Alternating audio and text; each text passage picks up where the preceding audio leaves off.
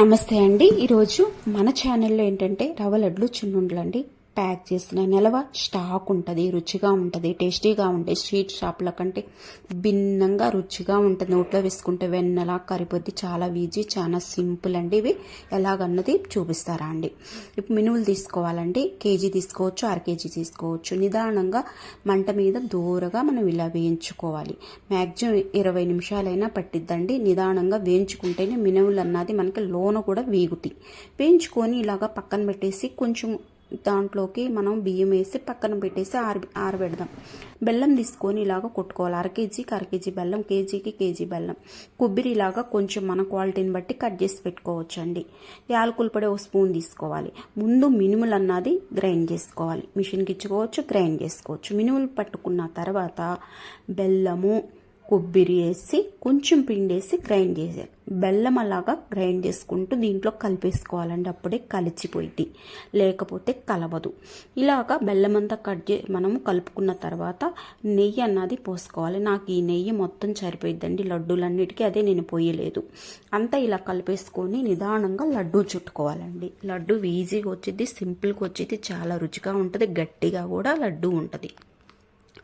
ఇలాగా మనము లడ్డూలన్నీ చుట్టుకొని పక్కన పెట్టేసామంటే ఆరిపోతే నెల రోజులు స్టాక్ ఉంటుంది. ప్యాక్ చేసిన చాలా ఈజీగా, చాలా సింపుల్గా కూడా మనకి అయిపోయిద్ది. కాబట్టి మనం ఇలాగా కేజీ చేసుకోవచ్చు, అర కేజీ చేసుకోవచ్చు, మన ఇష్టం ఎలా అయినా చేసుకోవచ్చు. కేజీకి కేజీ బెల్లం అలాగా ఇవి అలా చేసి పక్కన పెట్టుకున్నామంటే రుచిగా ఉంటుంది. రవ్వ లడ్డులు అండి, జ్యూసీగా, టేస్టీగా, అస్సలు పంటకి తగులుతా. జీడిపప్పు చాలా రుచిగా ఉంటుందండి.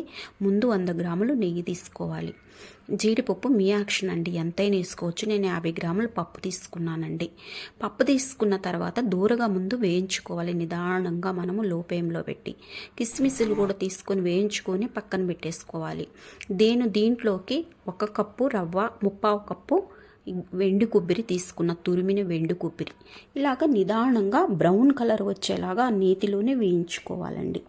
నిదానంగా వేయించుకొని పక్కన పెట్టేసుకొని 1/2 కప్పు పంచదార తీసుకొని 100 గ్రాములు సుమారు వాటర్ తీసుకొని నిదానంగా మనము తీగ పాకం వచ్చేలాగా కరగనివ్వాలి. పాకం అవసరం లేదండి, తీగ పాకం వస్తే చాలు.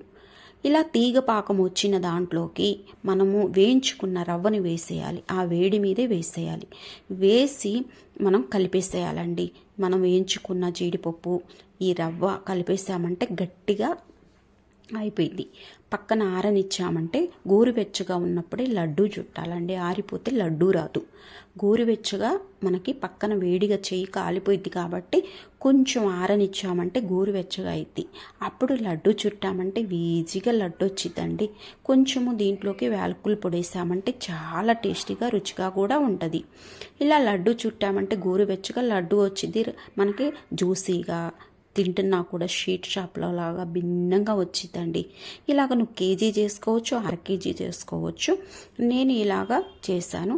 మనం బాక్స్లో ప్యాక్ చేసామంటే 2 పర్ఫెక్ట్ లడ్డు, హెల్దీ లడ్డు సింపుల్గా చేసేయచ్చు. మనం పిల్లలకి ప్యాక్ చేసైనా పంపించవచ్చు. ఇంట్లో స్నాక్స్ లాగా పిల్లలు వచ్చినప్పుడు మనం తినడానికి కూడా వాళ్ళకి చాలా ఈజీ అండి. నచ్చితే లైక్ చేయండి, షేర్ చేయండి, కామెంట్ చేయండి, సబ్స్క్రైబ్